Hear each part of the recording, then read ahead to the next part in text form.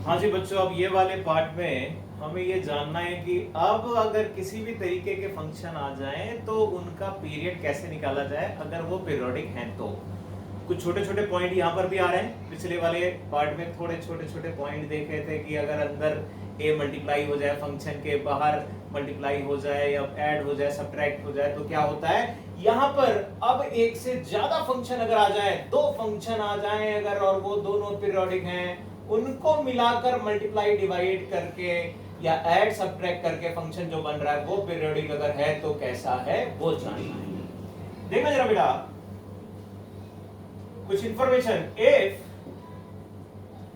fx is fx and gx, दो function ले लिया मैंने, fx and gx are periodic with fundamental period t1 and t2 respectively। दो function मैंने लिए जिनके पीरियड मैंने t1 और t2 ले लिए। देन अब कंक्लूजन, अब आ गए कंक्लूजन में।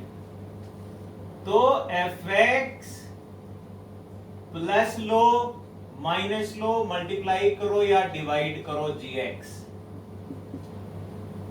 कुछ भी करो, प्लस करो माइनस करो मल्टीप्लाई, दो मल्टीप्लिकेशन डिवीजन एडिशन सब्ट्रैक्शन कुछ भी लोगे, इन सब का आउटकम पीरियोडिक होगा, इज पीरियोडिक। अब उसके आगे की कहानी रुक के, पीरियोडिक तो होगा लेकिन उसका पीरियड क्या होगा कैसे पता चलेगा। इसके लिए मैं एक बहुत छोटा सा एग्जांपल आपको बताता हूं, अगर वो आपके दिमाग में चला गया तो बहुत अच्छे से बिल्कुल गहराई तक जाकर ये समझ में आ जाता है कि क्यों ये पीरियोडिक हो रहे हैं, कैसे हो रहे हैं। मान लो आपने दो घंटियां ली और दोनों घंटी बेल बज रही हैं लेकिन उनके बजने का इंटरवल अलग अलग है। एक घंटी 2 सेकंड के इंटरवल के बाद बज रही है, मैंने उसका पीरियोडिक नेचर बना दिया भाई। देखो इस तरीके से मैंने इसका पीरियोडिक नेचर बना दिया। 2 सेकंड का इंटरवल है ये, 2 सेकंड का इंटरवल, ये 2 सेकंड का इंटरवल, 2 सेकंड, ये 2 सेकंड का इंटरवल आ रहा है। एक दूसरी घंटी ली जिसको बजाया वो 2 सेकंड नहीं 3 सेकंड के इंटरवल के बाद बज रही है। अगर वो इसी के साथ चालू की गई है तो यहां बजेगी और फिर वो यहां बजेगी और फिर वो जाकर यहां बजेगी और फिर ऐसे ही करके आगे जाएगी। थोड़ा इसके नीचे इस जगह ये 3, ये इंटरवल है 3 सेकेंड, ये है 3 सेकेंड। अब मैं आपसे क्या कह रहा हूं, अगर दोनों घंटी को एक साथ बजा दिया, दोनों घंटी को एक साथ मैंने बजा दिया तो दोबारा एक साथ कब बजेगी, बहुत आराम से आप देख पा रहे होगे, दोबारा एक साथ 6 सेकंड के बाद बजेंगी। बजेंगी कि नहीं? ये कितना आसान है कि पहली दूसरी 2 घंटियां, एक 2 सेकंड में बज रही है, एक 3 सेकंड में बज रही है। शुरुआत करी एक साथ बजी टन टन, फिर अगली वाली अलग अलग करके बजी लेकिन फिर टनाटन एक साथ बजी। तो ये जो टनाटन एक साथ बजा और ये टनाटन एक साथ बजा था, जो ये दोनों के बीच का जो इंटरवल आया वो 2 सेकंड और 3 सेकंड का क्या किया हमने, एलसीएम लिया, मल्टीप्लाई नहीं किया। गलत नहीं सोचना, गलत नहीं सोचना, दिमाग में गंदगी मत लाओ। यहां हमने मल्टीप्लाई नहीं किया है, इन दोनों का एलसीएम लिया है। दो अगर अलग अलग पीरियोडिक नेचर दिखा रहे हैं और सर्टेन इंटरवल के बाद रिपीट कर रहे हैं तो हम कहेंगे कि ये दोनों कॉमनली अपने एलसीएम पे रिपीट करेंगे। यही चीज यहां पर भी है, ये घंटी ये घंटी, ये दोनों घंटी को मिला दिया, वो मिलाए प्लस करके सब्ट्रैक्ट करके मल्टीप्लाई करके डिवाइड करके कैसे मिलाए, मिला दिया। अब दोनों एक साथ कब बजेंगे, वो बजेंगे जरूर, ये अगर पीरियोडिक है ये पीरियोडिक है, दोनों मिलाएंगे तो पीरियोडिक बनेगा, लेकिन कब कॉमनली बजेंगे, वो दोनों के एलसीएम पे बजेंगे। यानी ये पीरियोडिक होगा with period LCM of T1 and T2, T1 और T2 का एलसीएम होगा। बात समझ लो। यहां पर कुछ और गहरी बातें मैंने जोड़ दी, छुपा के कुछ और गहरी बातें जोड़ दी इतना लिखते ही। क्या, जरा ध्यान दें। पहली चीज तो मैंने कह दिया एलसीएम होना चाहिए, ठीक है। अभी पिछले वाले पार्ट में मैंने एलसीएम लेना सिखाया था, इसी वजह से सिखाया था कि यहां पर यूज करने जा रहे हैं। अभी अगर एलसीएम मिल रहा है बेटा जी, तो कई बार ऐसा भी होगा जैसा मैंने सिखाया था कि एलसीएम नहीं भी मिलेगा। अगर एलसीएम नहीं मिलेगा तो हम क्या कहेंगे? हम कहेंगे कि ऐसे कंबाइंड फंक्शन कभी भी पीरियोडिक नहीं होंगे। यानी पहली जरूरी बात जो नोट करने वाली है, if LCM does not exist then fx वो प्लस माइनस या मल्टीप्लीकेशन dx जो भी कुछ लिखा है is not a periodic function. अगर एलसीएम नहीं मिला तो वो पीरियोडिक नहीं होगा। इसका मतलब ये हुआ कभी भी वो कॉमनली रिपीट ही नहीं कर पाएंगे। एलसीएम अगर नहीं है तो कॉमनली कभी रिपीट नहीं करेंगे। मतलब दो अलग अलग पीरियोडिक हैं, लेकिन उनको मिला दिया वो पीरियोडिक नहीं बनाएंगे। कब हो पाएगा? जब एलसीएम ना मिले। अगर एलसीएम मिल रहा होगा तो जरूर वो पीरियोडिक होगा और उतना होगा। एक और दूसरी बात इसमें छुपी है, गहरी बात जो मैं कह रहा था कि इसी में एक बात और छुपी रखी है, वो है ये वाली बात। मैंने कहा ये पीरियोडिक है, विद पीरियड लिखा है। ऊपर मैंने फंडामेंटल पीरियड वर्ड का यूज किया, नीचे मैंने केवल पीरियड लिखा है। पीरियड क्या था? कोई भी इंटरवल जिस पे रिपीट कर रहा था। फंडामेंटल पीरियड क्या था? सबसे छोटा वाला इंटरवल। ये प्रोसीजर करके हमको एक फंडामेंटल पीरियड मिले ऐसा जरूरी नहीं है, लेकिन एक पीरियड मिले ये जरूरी है। फंडामेंटल पीरियड मतलब ये सबसे छोटा हो ऐसा जरूरी नहीं है, इससे भी छोटा हो सकता है। अब वो हो सकता है तो कैसे होगा, क्या होगा, क्या नहीं होगा, वो आगे की काम है। अब ये समझना जरूरी है कि जो एलसीएम मिलेगा वो need not to be fundamental period. LCM of T1 and T2 need not to be fundamental period। ये कुछ जरूरी बात। अब इस पे, इसी पॉइंट पे, आखिरी वाली बात पे जब तक मैं अच्छे से एक्सप्लेन करूंगा नहीं तब तक खोपड़ी पे जाएगी नहीं। तो इसको एक्सप्लेन करने के लिए इसको उड़ाने की जरूरत है। देखो जरा जादू ज़बान, देखो जरा। अभी क्या है, एक फंक्शन लिख रहा हूं मैं fx is equal to sin x mod plus cos x। क्यों मैं कह रहा था कि भैया वो कंबाइंड करो तो मुझे कुछ मिलेगा, नहीं मिलेगा है क्या? यहां पर एक फंक्शन ले रहे हैं, अब यहां से वो एक्सप्लेन करेंगे बात, जो बात मैंने आपको वहां नीचे लिखाई थी। पहले तो मुझे ये बताओ, इस अकेले का फंडामेंटल पीरियड क्या होगा? साइन पे अगर मॉड लगता है बेटा जी, ये आपकी खोपड़ी पे होना चाहिए। साइन पे अगर मॉड लगेगा तो पाई हो जाता है फंडामेंटल पीरियड, या कॉस पे मॉड लगेगा तो भी पाई हो जाएगा, नीचे वाला पलट के ऊपर चला जाएगा। यानी इसका पीरियड पाई है और इसका पीरियड भी पाई है। दोनों का अगर एलसीएम लो तो बन गया फिर से पाई। मतलब पाई एक इस फंक्शन का पीरियड होगा। लेकिन क्या ये इसका फंडामेंटल पीरियड, जो आखिरी वाला पॉइंट बोला था मैंने, क्या ये इसका फंडामेंटल पीरियड है? वो चेक करना पड़ेगा। हमने कहा था भैया पीरियड तो होगा, ये फंडामेंटल पीरियड है कि नहीं ये पता नहीं। मतलब इससे छोटा भी कोई इंटरवल हो सकता है जो इसके मल्टीपल में क्रिएट हो जाए और वो फंक्शन ओरिजिनल बन जाए। अब यहां पर डेफिनेशन याद करनी पड़ेगी। डेफिनेशन कहती थी कि x प्लस t बराबर fx हो जाए for all x belongs to domain of function x। तो भैया यहां पर अगर पाई पे रिपीट कर रही है वैल्यू, क्या उसके आधे पे भी रिपीट कर सकती है? ये चेक करने के लिए मुझे x प्लस पाई बाई 2 देखना पड़ेगा। देखो जरा, पाई बाई 2 करो, यहां पर sine x plus pi by 2 mod के अंदर है, कॉस बन जाएगा। और कॉस के लिए x प्लस पाई बाई 2 करो, साइन बन जाएगा। बेटा जी ये तो ओरिजिनल फंक्शन आ गया। लो भैया ये क्या हो गया? ये तो अजीब दुर्घटना हो गई भाई। हम तो कह रहे थे पाई होगा, पाई तो था, ये पीरियड था, लेकिन उससे भी छोटा निकल आया, पाई बाई 2 पे भी फंक्शन रिपीट कर गया, यानी ये उससे भी छोटा पीरियड है। क्या यही हमारा फंडामेंटल पीरियड है? इसको भी फिक्स करने के लिए क्या करेंगे, इसको भी और छोटा करके देखो होता है क्या। अगर मैं पाई बाई 4 पे जाकर ये काम करूंगा, पाई बाई 4 पे जाकर अगर यही काम करते तो फिर इसकी शकल ही खराब हो जाती, फिर तो एफ एक्स के बराबर आ ही नहीं पाता, इसलिए पाई बाई 4 नहीं हुआ। अब तरीका क्या होता है, ये तो हमको समझ में आ गया, यही है इसका फंडामेंटल पीरियड। अब जनरल मेथड क्या है? तरीका यह है कि पहली चीज दोनों फंक्शन का एलसीएम ले लो।